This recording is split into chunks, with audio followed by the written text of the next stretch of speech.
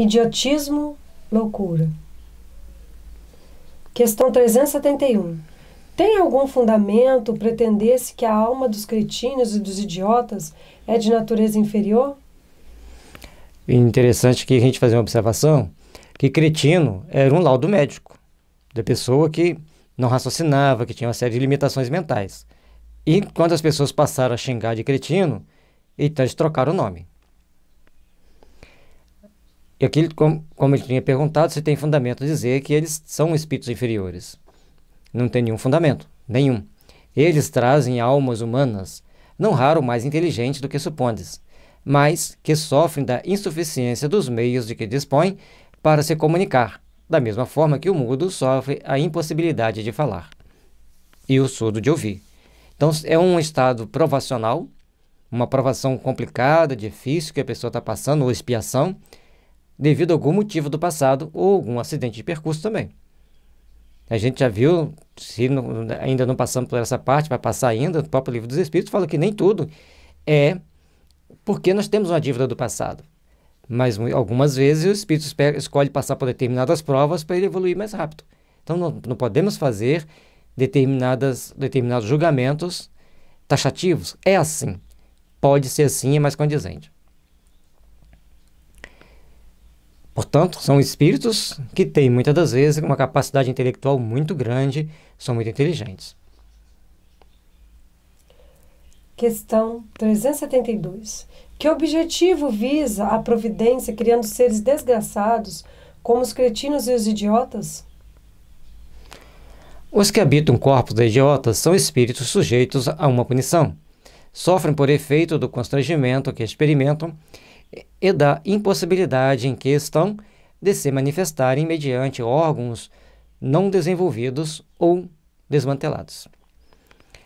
Tem uma palestra de um médico espírita que ele faz alguma colocação a respeito dessas situações, onde muitas pessoas que abusaram da inteligência estavam nascendo com várias limitações mentais. Portanto, existe uma programação no plano espiritual. E os erros que os seres humanos cometem aqui, vamos botar um erro entre aspas, é uma ferramenta para que alguns se ajustem perante a lei. É necessário que venham os escândalos, disse Jesus, mas ai daquele por quem vier o escândalo. Se algumas pessoas têm que morrer de acidente e alguém vai lá e cria os mecanismos para que o acidente ocorra, esse alguém criou o karma para ele sofrer um acidente. Ao passo que ele criou uma situação para que vários pagassem aquele crime. E quem vai julgar o efeito final é a justiça divina, são espíritos superiores com capacidade para fazer os delicados e complicados cálculos de integrais e derivados da matemática da contabilidade divina. Que a contabilidade divina não é 2 mais 2 é 4, depende do ângulo entre os vetores. Então, a gente que estudou matemática, lá, lembra dos números complexos? Então, é por ali que vai começar a fazer os cálculos. São cálculos muito mais complexos, muito mais sofisticados, para chegar numa condição de falar assim, olha, você precisa passar por esta situação aqui.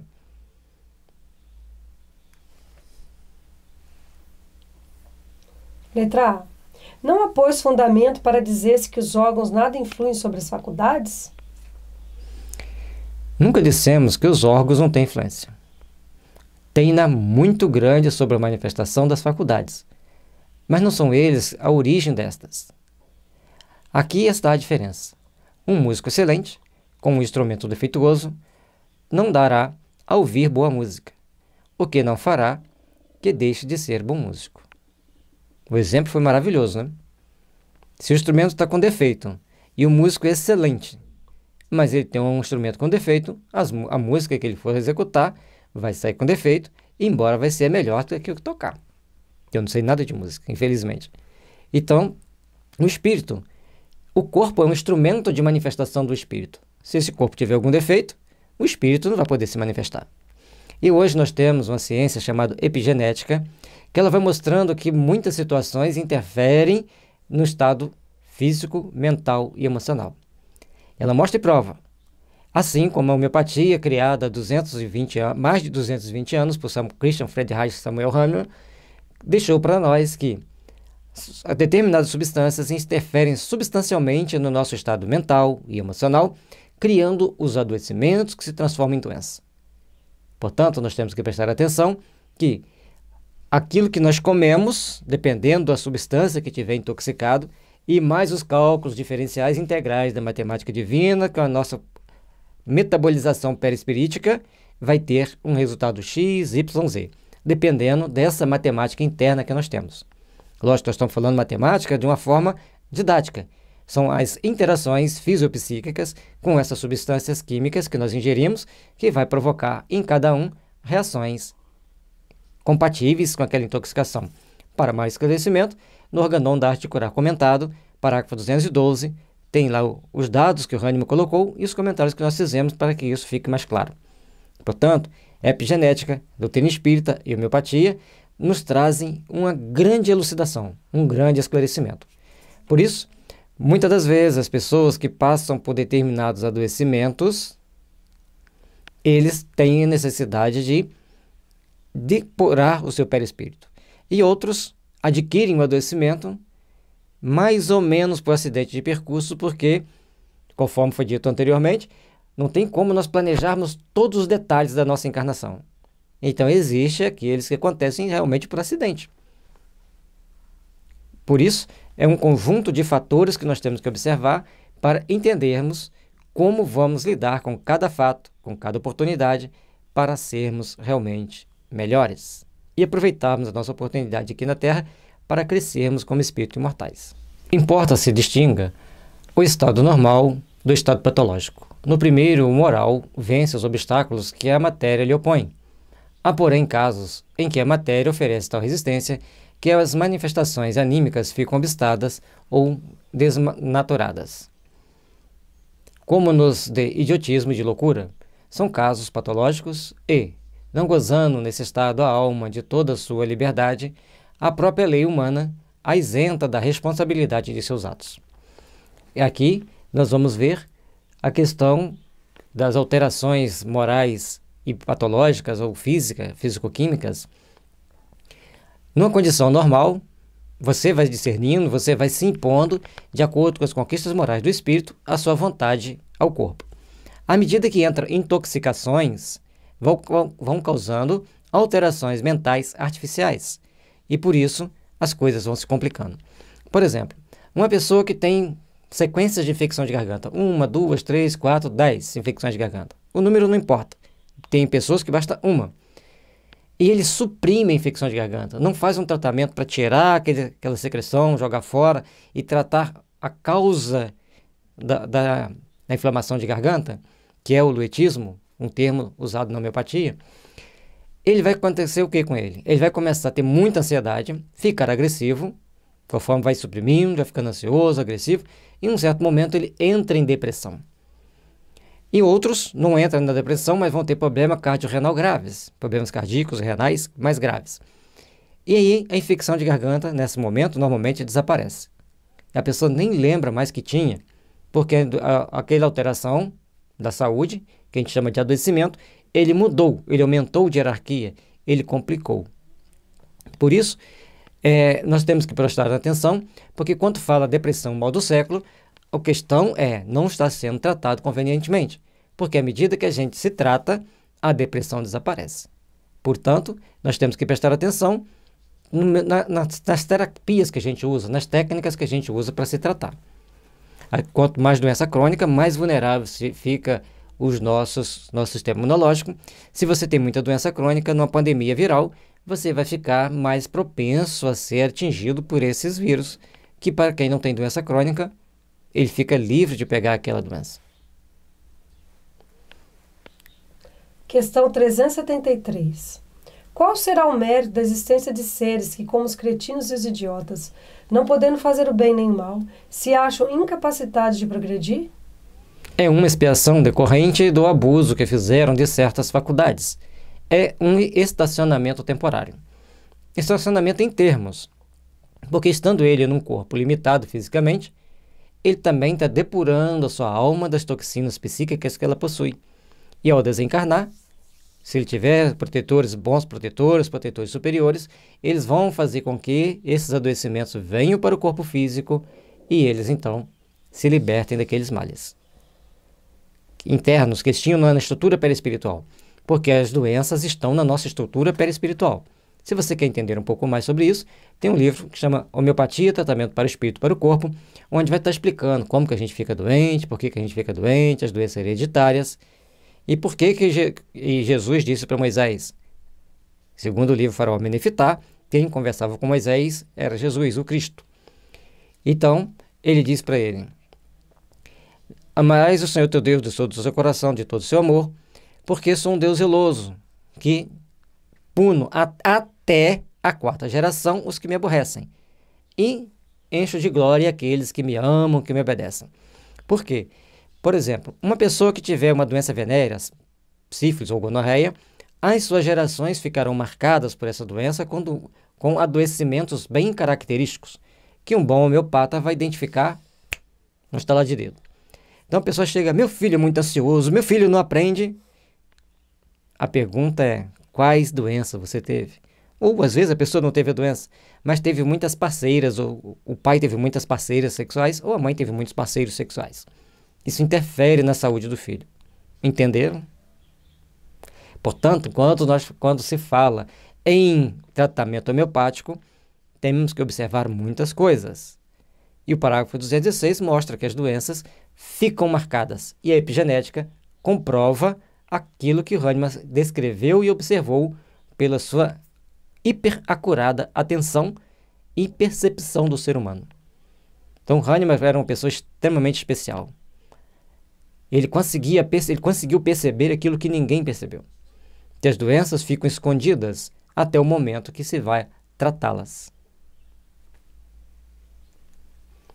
Com a terapia compatível, dentro da necessidade de cada um, no caso, dentro da filosofia homeopática, a homeopatia vai tratar aquelas doenças em profundidade para tirar aqueles miasmas para fora, para que a pessoa tenha saúde.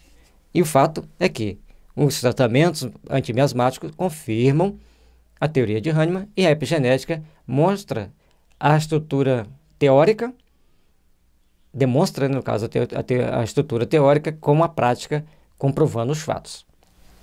As doenças são um estado de depuração da alma, que demonstra uma imperfeição da alma, ou uma necessidade da alma progredir mais rápido. Sendo assim, nós temos que entender a doença como um adoecimento e ajudar esse adoecimento a ser eliminado, não de forma supressiva, mas de forma exonerativa, tirando aquelas substâncias que estão fazendo mal. E a homeopatia, para quem sabe utilizá-la, faz isso muito bem. Letra A. Pode assim o corpo de um idiota conter um espírito que tenha animado um homem de gênio em precedente existência? Certo. O gênio se torna, por vezes, um flagelo quando dele abusa o homem. Já pararam para pensar nas inteligências que tem na Terra para construir armas? É qualquer um que produz um fuzil que vai dar um tiro de precisão com até 7 quilômetros de distância? 7 quilômetros de distância. E o tiro sai com precisão? É uma inteligência respeitável. Existe uma série de tecnologia. No mundo que nós vivemos, ninguém é louco de falar que não precisamos de forças armadas. Mas, um dado momento tem consequências. E a gente citou esse exemplo de uma coisa que é útil, necessária no momento atual, e desperdiça-se muita inteligência para isso. A energia nuclear, ela pode ser usada para produzir eletricidade, e se não fosse energia nuclear, como que a Europa estaria hoje sem as usinas termonucleares? Não teria eletricidade na Europa. Eles precisam de energia termonuclear. Ah, mas agora nós desenvolvemos técnicas que podem aproveitar a onda do mar, pode aproveitar o vento. Agora, naquela época, não. E mesmo assim, não dá para desativar as usinas termonucleares de uma hora para outra. Mas teve um que resolveu fazer uma bomba. Que uma bombinha, mais ou menos um tamanhozinho assim, destrói uma cidade de 300 mil habitantes em segundos. Por isso, nós temos que saber que quem criou essa bomba quem atirou essa bomba e quem mandou atirar essa bomba eram pessoas inteligentes. Como estão as condições deles hoje no plano espiritual? Ah, mas eu tinha que acabar com a guerra. Será que tinha que usar uma bomba atômica para acabar com a guerra? Então nós temos que ter muito cuidado para não tomarmos posturas estranhas. Quem sou eu para julgar? Eu só disse que são pessoas inteligentes que usaram a inteligência para causar um grande dano a milhares e milhares de pessoas.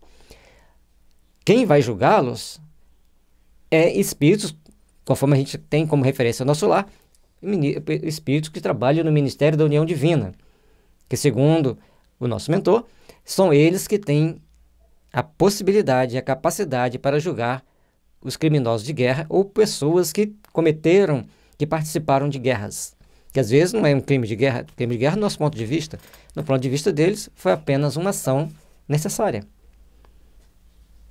Então muda toda a história. Mas só os espíritos da União Divina são espíritos muito superiores, e alguns deles até candidatos a serem espíritos puros, que têm condições de fazer toda a avaliação de todos os meandros da situação para proferir uma situação expiatória aqui na Terra.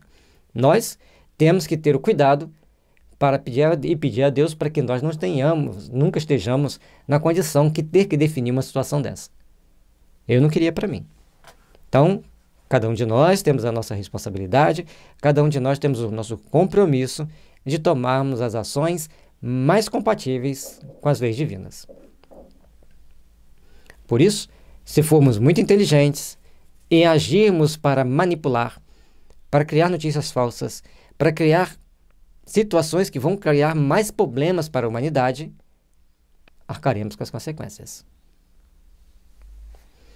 A superioridade moral nem sempre guarda proporção com a superioridade intelectual, e os grandes gênios podem ter muito que espiar. Daí, frequentemente, lhes resulta uma existência inferior à que tiveram e uma causa de sofrimento. Foi um grande gênio, de tudo que a gente já explicou aqui, vai ter que espiar depois. Os embaraços que o espírito encontra para suas manifestações se lhe assemelham às algemas que tolhem os movimentos a um homem vigoroso. Pode dizer-se que os cretinos e os idiotas são estropiados do cérebro, como o coxo o é das pernas e dos olhos o cego. Então, cada um tem um órgão debilitado, cada um tem uma parte debilitada, para que todos possam, um dia, estarem diante do Pai. Como disse Paulo, comportai-vos como varão que chega diante do Pai sem ter do que se vergonhar. Por isso, existem provas, expiações, para que a gente saiba viver. Ser muito inteligente é uma prova. Abusar dela depois entra na expiação. Ou às vezes na mesma vida. Quantas pessoas cometem várias atrocidades e depois começam a expiar aqui mesmo nesta vida. Questão 374. Na condição de espírito livre, tem o idiota consciência do seu estado mental? Frequentemente tem. Compreende que as cadeias que lhes obstam ao voo são prova e expiação. Prova e expiação estão sempre no caminho do ser humano na Terra, porque a Terra é um planeta de provas e expiações. E alguns que já estão predispondo ao bem, procurando fazer o bem, tentando ajudar as pessoas nos momentos difíceis, esses já estão em regeneração. Compete a cada um agir com responsabilidade e com discernimento. Questão 375. Qual na loucura a situação do espírito? O espírito, quando em liberdade, recebe diretamente suas impressões e diretamente exerce sua ação sobre a matéria. Encarnado, porém, ele se encontra em condição muito diversa e na contingência de só o fazer com o auxílio dos órgãos especiais. Altere-se uma parte ou o conjunto de tais órgãos e eis que se lhe interrompem, no que desse dependem a ação ou as impressões. Se perder os olhos, fica cego, o ouvido torna-se surdo, e etc. E aí, Uma intoxicação por sífilis pode levar a pessoa a sofrer várias lesões, principalmente para um raciocínio lógico. Vai ter muita dificuldade com a matemática, vai ter muita dificuldade para raciocinar logicamente dentro dos padrões. Tem sempre uma explicação meio estranha para cada situação. E alguns, ao contrário, ao serem intoxicados por sífilis, têm raciocínio lógico, aprendem tudo com muita facilidade, caminham intelectualmente, com grandes descobertas, mas morrem cedo. Então, não existe um padrão assim, vai ser desse jeito. Existe o acontecimento e a interpretação dos acontecimentos. Portanto, nós temos que entender que a lei vem para nos dar um limite. Até aqui você pode ir, daqui para frente você não pode. Então, tome cuidado com as suas ações. Imagina agora que seja o órgão que preside as manifestações da inteligência o atacado ou modificado, parcial ou inteiramente, e fácil te será compreender que só tendo o espírito a seu serviço órgãos incompletos ou alterados, uma perturbação resultará de que ele, por si mesmo e no seu fórum íntimo, tem perfeita consciência, mas cujo curso não lhe está nas mãos de ter. Então, cada um de nós tem uma limitação. Um exemplo, jogar futebol. Você fala assim, é só treinar. Tudo bem, é só treinar. Agora, você tem que saber medir a força que você dá na bola. Você tem que enxergar bem para ver em qual o posicionamento dessa bola no ar, para você fazer aquela matada de bola, conforme eles falam. Exige um conjunto de fatores que os movimentos têm que ser muito bem coordenados.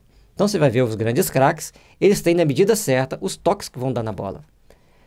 E às vezes eles dão determinada gingada, alguns cortes, que é de uma improvisação fantástica. Certo? E outros que mesmo que treinem, têm boa alimentação, já nasceram em berços bons financeiramente, não conseguem jogar. Quando jogam muito, jogam medianamente. Portanto, não tem muita lógica quando a gente vai ver que a grande maioria dos jogadores vem de famílias pobres que tiveram má alimentação na infância. Nas Olimpíadas de Seul foram fazer exame de verme e ficaram assustados de quantos vermes tinham os brasileiros. E o Giovani, na época, que foi um dos melhores jogadores, se não o melhor daquele campeonato, ele e o Romário, eles tinham muitos vermes.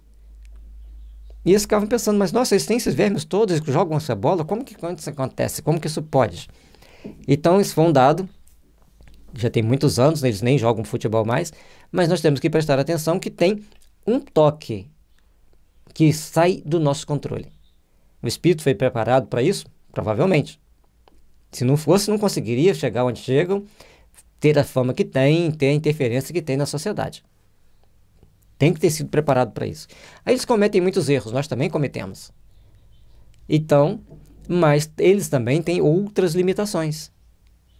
Se a gente for avaliar a vida deles, eles têm outras limitações. Então, até que a gente encontre a perfeição, que o brasileiro e o mundo entenda que as terapias têm que ser voltadas para a parte psíquica e não para a parte física, nós vamos conviver com as mais diferentes e díspares condições de vidas, tanto físicas quanto moral. No dia que entendermos isso, vamos procurar praticar o Evangelho e a vida vai ser bem diferente. Letra A.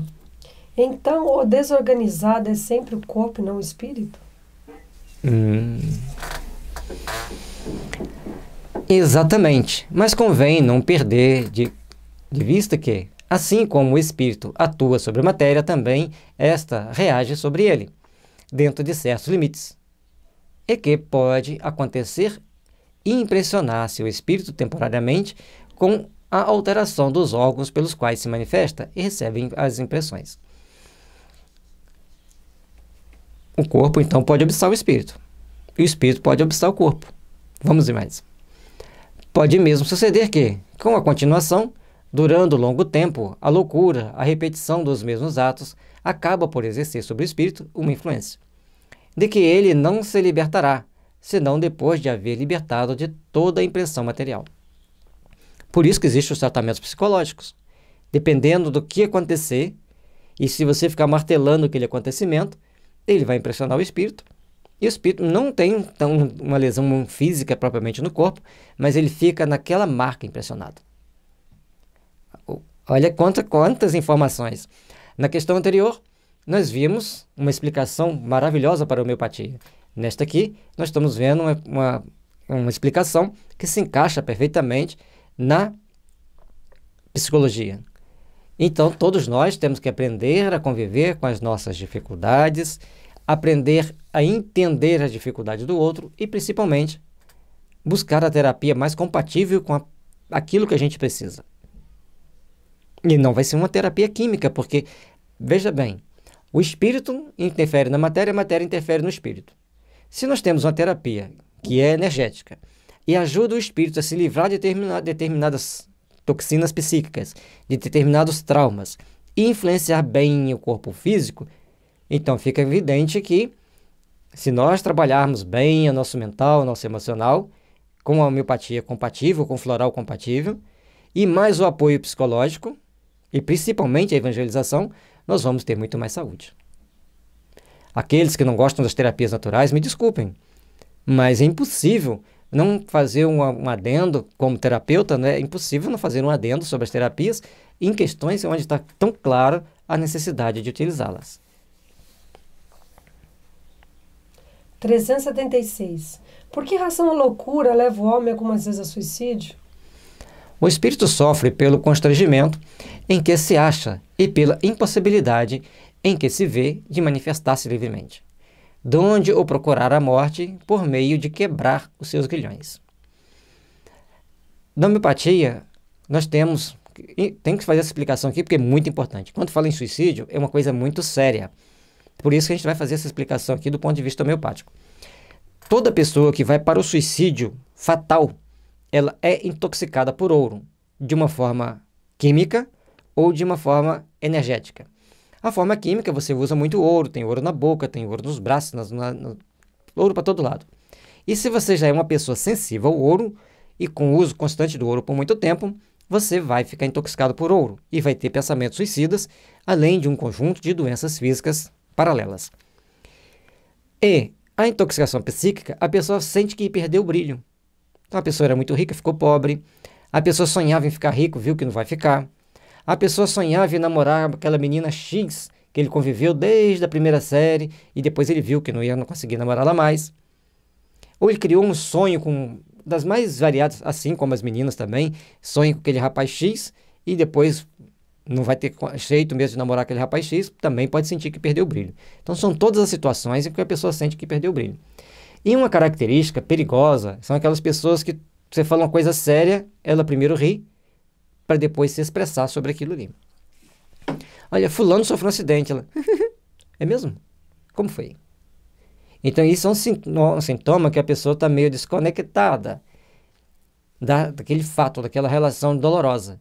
São pessoas que podem suicidar. Não quer dizer que vai suicidar, mas são pessoas que têm a tendência. Rir de coisas sérias. Mas é natural. Tem outros remédios que rir de coisas sérias.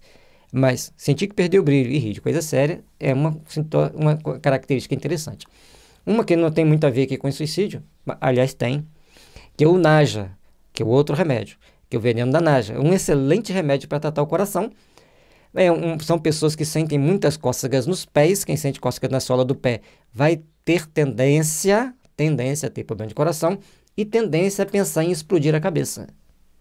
Portanto, nós temos que ficar atentos a esses detalhes para podermos ajudar bem a pessoa.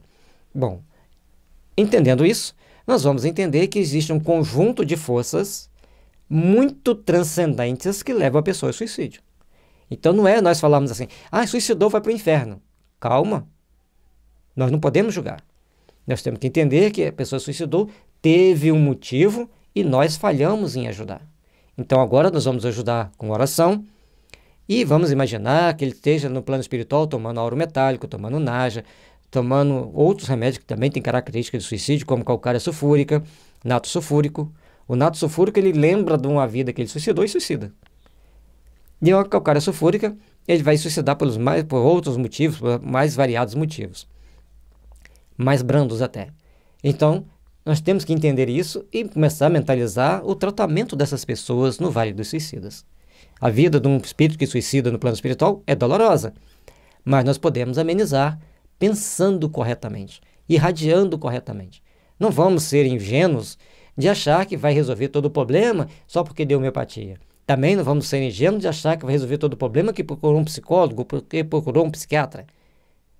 Quando se trata de influenciações espirituais, que é um outro fator que existe no suicídio, que são as obsessões, aí todo cuidado é pouco. E é unir forças. Todos unidos para ajudar aquela pessoa, para esclarecê-la da forma mais adequada à necessidade dela. Se eu não tenho domínio, conhecimento da situação plena daquilo ali, eu tenho que, como profissional, procurar um outro que possa dar suporte também, para que a gente possa ajudar as pessoas a crescerem, a se aprimorar. Questão 377. Depois da morte, o espírito do alienado se ressente do desarranjo de suas faculdades? Pode ressentir-se durante algum tempo após a morte, até que se desligue completamente da matéria. Como o homem que desperta se ressente por algum tempo da perturbação em que o lançara o sono.